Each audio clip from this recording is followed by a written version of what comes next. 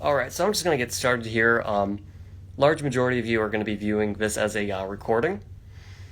And I just got a note real quick. You're tribal chief? Yeah, I know, I love the bandana. Yeah. Okay. So, yeah, many of you are going to be viewing this as a recording, so I've been putting this off for a little bit now. Wanted to do a video talking about music in the face, introducing some theories, some other stuff about it, and so many of you have probably read up my post on Instagram talking about the effect of music on the face. And everything I presented there, pretty much theoretical. I totally admit it. I mean, it doesn't have, whatchamacallit, like, scientific backing, that it's like the entire scientific community is like totally behind. And a lot of the stuff I do, it is that way. And the reason I practice it, I share it, is simply because I talk about what's worked for me and what I've found to work for others I've recommended to as well. So, yeah. Let's see. So, yeah, you guys know about that post? Explaining that. Just going through my script here. So if you read the Instagram post, you'll recall Dr. Masaru Emoto's research. He showed that molecules exposed to positive emotions produced beautiful crystal structures, whereas negative emotions could not form any structures. So my theory is essentially if we expose ourselves to the powerful attractor fields, high vibe music, for example, when going about face pulling or thumb pulling, the palate will expand further in an easier fashion. So think of it this way. We are 60 to 70% water, yes? If powerful attractor fields have such an effect on water, so as to produce beautiful crystal structures and even purify tap water, then won't the water in our bodies be positively affected as well? So then we go about face pulling and whatnot, listening to this high vibe music, and our palates are sure to expand more than they would otherwise, yes? So at any rate, that is what I just mentioned here. I only propose this as a theory, something I've personally been working on myself for a bit. I've been trying it out, and it's interesting. I really, to say that it's like it makes a huge difference, I would need to have like others involved and really do like a legit study. So at any rate, it's just I just presented it as a theory and something interesting to try out. So yeah, that is my that was literally, oh no, there we go, we're back, cool. Anyway, so yeah, this is what I've been working with, is really looking more to the applications of music in the face. Essentially, it's like, okay, what if we can do specific things with music, certain types of music, and then integrating this with face pulling exercises so as to enhance our results. And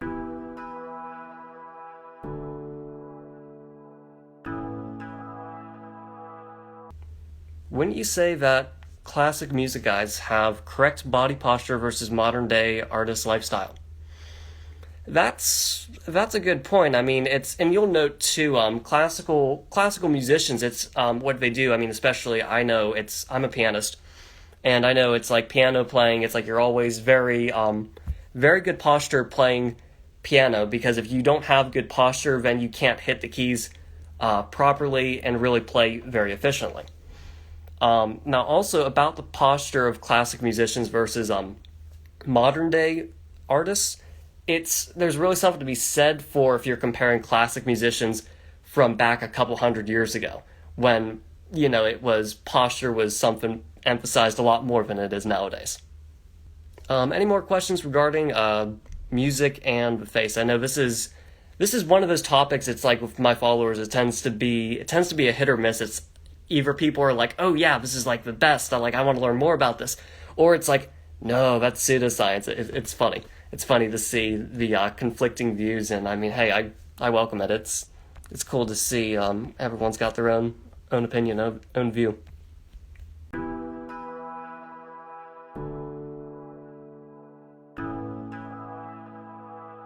Oh, here we go.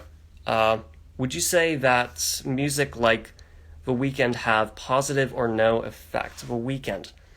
Darn it, I am not familiar with them, and I feel like I should be familiar with them. That is not good on my part. I gotta search them real quick here.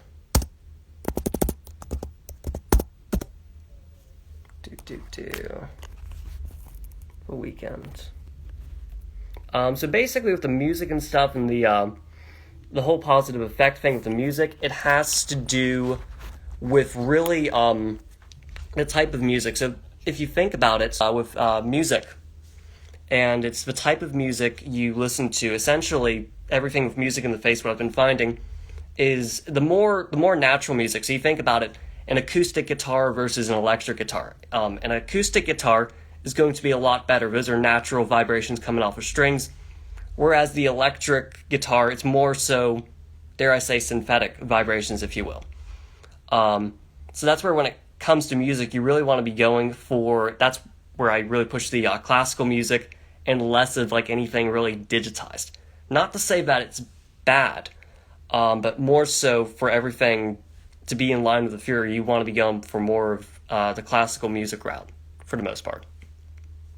For the most part, I mean, it's, I'm not against listening to anything else per se, but yeah.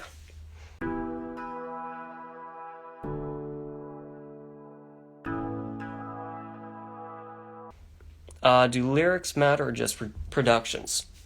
He has music that is high energy, but the lyrics can be dark at times, negative. That is a good question. Yeah, the lyrics can definitely affect it. So you think about it, it's whatchamacallit. That's right. So Dr. Masaru Emoto, he had found with his research, it was, I know a couple things he did. He'd actually have, did he have like vials? Yeah, he had like these vials of water, and he would then write on the vial, it was different words. So it'd be like thank you, or you full, or like, and these different words and phrases. And then he would analyze the crystal structure of the water after having the water in these vials for, about 24 or 48 hours. And what he found was that it was the negative phrases actually affected the crystal structure of the water, which was unreal. Yeah, to me that was just unreal to see that actually the water was affected simply by the words written on the vial they were stored in. So yeah, lyrics can definitely have an effect.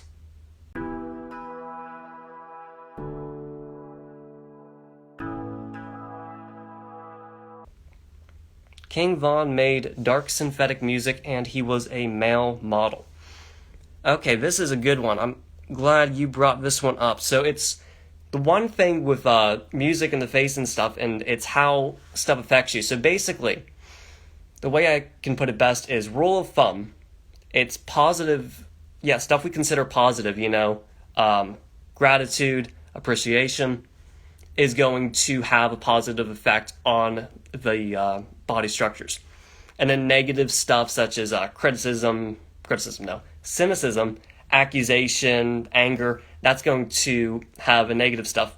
It's going to have a negative effect by default.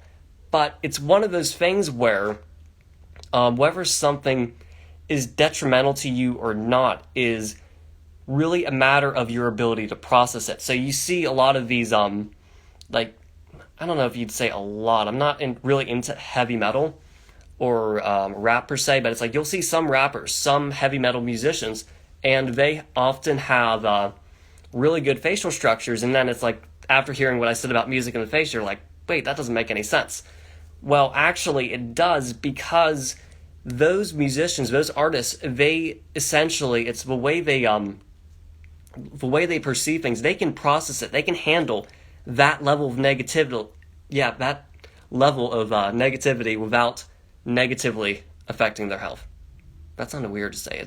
So basically it wouldn't be detrimental to their health because they can process it. And it's interesting. Some people, they are just able to do that.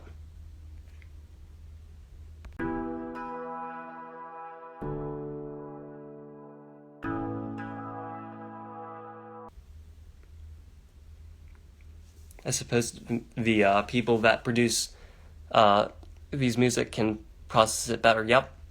Yeah, pretty much. It's one of those things where they, whatchamacallit, they are not as, it's the way they process it, how do I place it? It's essentially they are at a higher level of consciousness if they can handle a negative force without any detriment to their health. That is essentially what it is. This is all sounding extremely pseudoscience-y.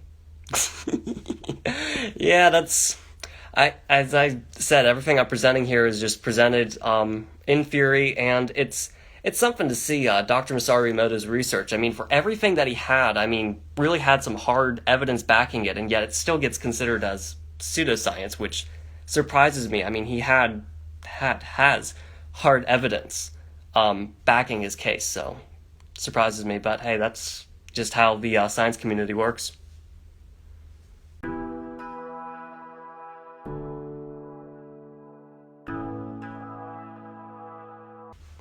Kanye, a couple years ago, said something about the 808s affecting the lower chakra. Ooh, that's interesting. That's interesting. Yeah, it's the 808s. I am not familiar with that. Let's see if I can search this real quick. I got my computer right behind me. This is fun.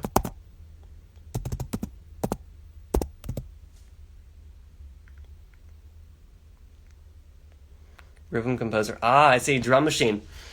Yeah, it's one of those things, whatchamacallit, with the, it's, so I put together a playlist on YouTube, and it was music specifically to listen to while bone smashing, and my theory essentially was that this music, it's more rhythmic, more drums and stuff, it's heavier, I say in quotes, and this music is more stimulating to the lower chakras. And so, yes, that's where mentioning about the 808s and affecting the lower chakras, that's interesting. Kanye's onto something. He's really, really onto something to be saying that. Wow. Science community's absurd. Oh, yeah, they... I mean, it's one of those things with the science community. It's like the reel I shared yesterday was mentioning about science versus academia.